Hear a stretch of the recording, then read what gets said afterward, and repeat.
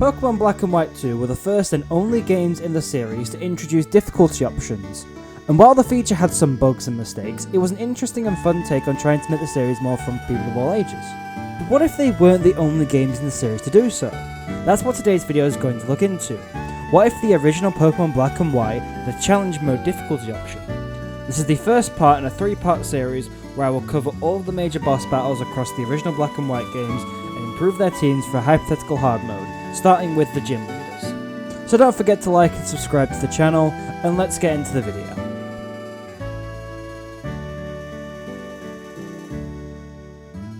Before we dive into the first teams, let's look at the things I'll be changing in each of the boss battles. Firstly, every trainer without a full team of 6 will have an additional Pokemon added to their team. For the trainers with a full team of 6, I will change one of their Pokemon to something else. Secondly, I will be increasing the levels of all of their Pokemon, mostly following the pattern that the trainer's ace will be 2 levels higher than the rest of their team. In the case of N, where he doesn't have an ace, except for in his final battle, all of his Pokemon will be the same level. Thirdly, movesets and abilities can and likely will change. I'll also be handing out items to Pokemon who didn't have them before. Lastly, I'll be trying to limit myself from using multiple Pokemon from the same evolution line more than once. There are a few exceptions to this rule, but that's only when the original game does it and I have 0 other options. With all that covered, let's get into the teams. First up, we have the 3 chefs, Silent, Chili, and Cress. Let's have a look at their original teams. All 3 of them have the same Lillipup, level 12, pickup for the ability, with moves Bite and Work Up. I've seen some sources say they know Odor Sleuth and Helping Hand, but I've never once seen them use these moves in my life, which makes sense because they have no benefit in that fight anyway. Their monkeys have Gluttony for the ability, with the moves Work Up, alongside whatever stab move they get at level 10, being Water Gun, Vine Whip, and Hot Garbage. Their monkeys are all level 14. A thing to note is that the aces don't have a held item, which I partly understand. Silent having a held berry would just get destroyed by Incinerate from your Pansear, and they obviously need to keep the difficulty of the fights equal for each starter. But that was all the more reason that Pansear should be given Ember as its attack rather than Incinerate. Incinerate sucks! For my improved teams, I decided to keep their Lillipup, which is still the same across all 3 of them. Level 14, pick up for the ability with the moves Bite, Tackle, Work Up, and Charm. I felt that adding Stab Tackle to Lillipup would increase the difficulty of the fight, especially with Work Up. Charm was thrown on as a way to make it hard to beat, since most of your attacks at this point are physical, especially if using Pansage in this fight. As an additional Pokemon, I added the starters of each respective type for the gym leaders. Silent gets Snivy, level 14, Overgrowth for the ability, with the moves Vine Whip, Growth, Wrap, and Leer. Chili gets Tepig, level 14, Blaze for the ability, with the moves Ember, Defense Curl, Taunt, and Tail Whip. Cress gets Oshawott, level 14, Torrent for the ability, with the moves Water Gun, Focus Energy, Taunt, and Tail Whip. Annoyingly, none of the starters learned Work Up, so just gave Snivy the equivalent of Work Up, and gave the other 2 Taunt to make setup more difficult in this fight. Their monkeys are also wildly different now to how they were before. They will now be level 16 and have their hidden ability, which is the same as the starter they share a type with. They'll all be holding an Oran Berry, they'll have their elemental move that I went over earlier, they'll have Work Up, and they'll have Fury Swipes. Their 4th move is different for each of them. Pansage has Leech Seed, Pansear has Yawn, and Panpour has Lick. Okay, I know Panpour is drawing the short end of the stick here, but each of the monkeys get a move at level 16, which I give to Pansage and Pansear, and Panpour gets Water Sport. I'm not giving a gym leader's ace a move as bad as Water Sport. Plus, that Lillipup from earlier is very difficult for Pansage to deal with anyway. It has Charm to lower its attack, and it has Stab Tackle which can do a lot of damage to it, meaning Pansage might faint here. So I feel like giving Panpour the easiest moveset to deal with balances this out a lot. Lunora is next, and now that we don't have to cover multiple teams at once, this video is going to get a lot simpler. Lunora's original team had her lead with Herdia, level 18, Intimidate for the ability, with moves Takedown, Bite, Retaliate, and Leer. Honestly, the best lead she could have had. Her ace is Watchog, level 20, Illuminate for the ability, with moves Leer, Crunch, Retaliate, and Hypnosis. This fight is already pretty tough, so making it harder will be really interesting. I've kept her lead mostly the same due to how good it was before, being Herdia, level 21, Intimidate for the ability, holding a citrus berry with the moves Takedown, Bite, Retaliate and Work Up. I felt that Work Up makes this Herdia more threatening than Leah ever did for it. I've decided to take inspiration from Black and White 2 and add a flying type in Tranquil, level 21, super look for the ability, holding a scope lens with the moves Pluck, Quick Attack, Roost and Work Up. My idea for improving these gym leaders was to make them harder to solo with just one Pokemon, hence why she has Tranquil and not Audino or a later game normal type. I've kept her 8 as Watchog, level 23, Keen Eye for the ability because the fact she had to completely use Illuminate before was ridiculous. She's now holding a Silk Scarf with the moves Retaliate, Crunch, Hypnosis and Super Fang. I added Super Fang to punish players who thought they could tank or retaliate with their Rug and Roller, but now I'm not sure if I made it too difficult or just right for a hard mode. Let me know in the comments below. Next up we have Berg, whose original team started with Whirlipede, level 21, Swarm for the ability with the moves Screech, Pursuit, Poison Tail and Struggle Bug. His Dwebble is also level 21, Shell Arm for the ability, with the moves Sand Attack, Feint Attack, Smackdown and Struggle Bug. His Ace is Leavanny, level 23, Swarm for the ability, with the moves Protect, String Shot, Razor Leaf and Struggle Bug. You may notice that all of his Pokemon have his TM move, which is Struggle Bug. Struggle Bug is a bug type move that has 30 power in Generation 5 and lowers the target's special attack by 1 stage. Cool. It's not like Pignite gets Flame Charge, and you can catch a Darumaka on Route 4 that learns Fire Punch or anything.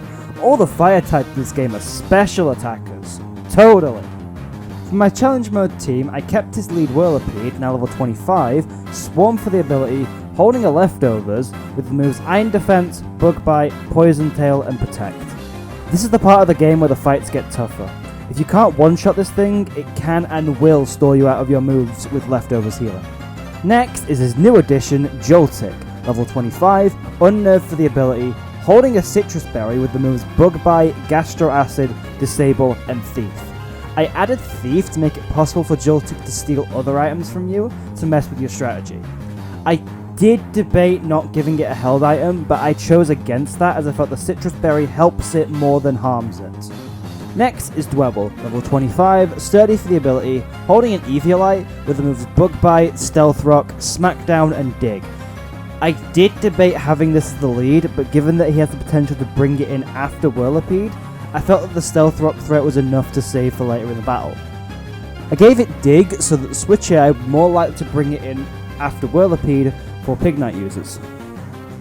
Finally, his ace Leavanny, level 27, Swarm for the ability, holding an Ochre Berry with the moves Bug Bite, Razor Leaf, Toxic and Protect.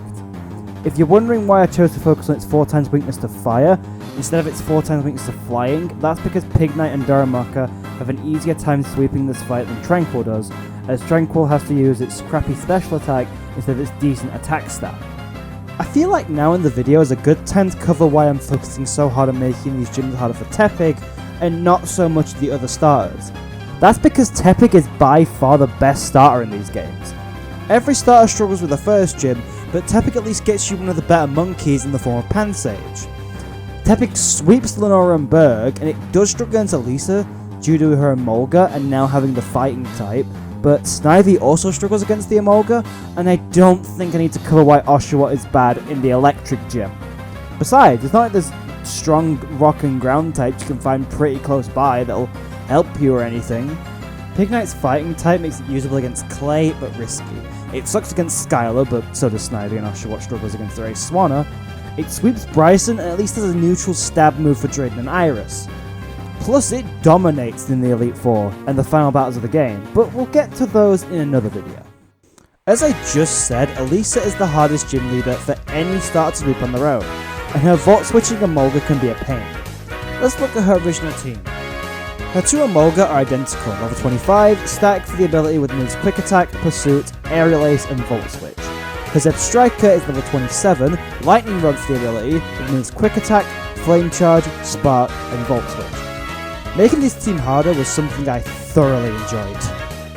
I decided to make her 2 Emolga slightly different. The first is level 29, static for the ability, holding a magnet with moves Volt Switch, Aerial Ace, Pursuit and Double Team. The second Emolga is also level 29, static for the ability, holding an electric gem with the moves Volt Switch, Acrobatics, Pursuit, and Torment. I decided to give them two different ways of powering up Volt Switch, with one having the more deadly Acrobatics once it switches out. Next up is Stunfisk. Look, I didn't want to use this guy either, but I didn't want to use Joltik 2 gyms in a row, and I felt that it made Berg more challenging, and the other electric type, Tynamo, is awful. It doesn't evolve until level 39. Now, I would normally just use a weak re-evolution if I could, but this thing gets a total of 4 moves in the original Black and White. But wait, it gets a 5th move in Black and White too, the super useful Magnet Rise, which is useless on a Pokemon that has Levitate! I could rant about the stupidity of the move for a while, but we should actually cover the Pokemon in question. Stunfisk will level 29, Sandveil for the ability, holding a Focus Sash with the moves Discharge, Round, Curse, and Double Team. I chose to give it Sandveil to discourage players from wanting to set up their own Sandstorms. The race is Striker, level 31, Motor Drive for the ability, holding a Citrus Berry with the moves Volt Switch, Flame Charge, Double Kick, and Spark.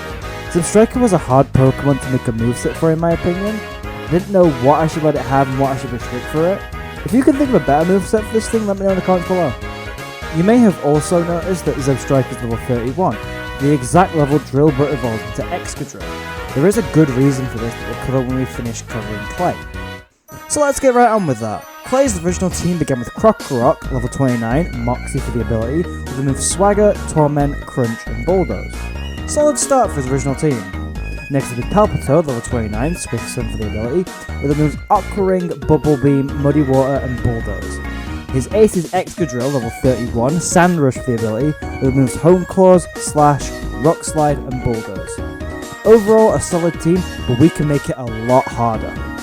First up is Krokorok, now level 33, Intimidate for the ability, holding a Smooth Rock with the moves Crunch, Bulldoze, Sandstorm, and Brick Break. Yep, we're doing a Sandstorm team. This is the easiest way to make the battle way more challenging. Next is Palpitoad, level 33, Water Absorb for the ability, holding a Leftovers with the moves Surf, Bulldoze, Aqua Ring, and Supersonic. Having a bulky Pokemon with healing is certainly annoying, but since this has a 4-cm weakness to grass, it only walls players who aren't prepared for it. The new addition is Golett, level 33, Iron Fist for the ability, holding a Muscle Band with the moves Shadow Punch, Bulldoze, Mega Punch, and Brick Break. I felt like Golett would make the fight more difficult due to its ghost typing. The ace of Excadrill was always a challenge, but making it hard was relatively easy. Level 35, Sand Force for the ability, holding a Soft Sand with moves Earthquake, Metal Claw, Rock Slide, and Home Claws. If you thought that I wasn't going to give Excadrill Earthquake, then you probably didn't know how early you can get it. Level 33 is a Drillbur and level 36 is an Excadrill. This was the reason I made Striker level 31. It gives players a difficult choice of keeping their own Drillbur as a Drillbur for this fight to get an early Earthquake for Clay, or to evolve for Elisa and not have a strong Earthquake keeper for this fight. Well, you can always overlevel, but that's not fun. And if I was to actually make this into a ROM hack, I'd throw a bunch of Pokemon weak to ground in the cold storage to make it worth saving the evolution. Let's just move on to Skylar. Skylar's original team started with Swoobat, level 33, unaware for the ability, with the moves Acrobatics, Amnesia, Assurance, and Heart Stamp. A decent move. Next is Unpheasant, level 33, Big Pecs for the ability, with the moves Leer, Quick Attack, Air Slash, and Razor Wing.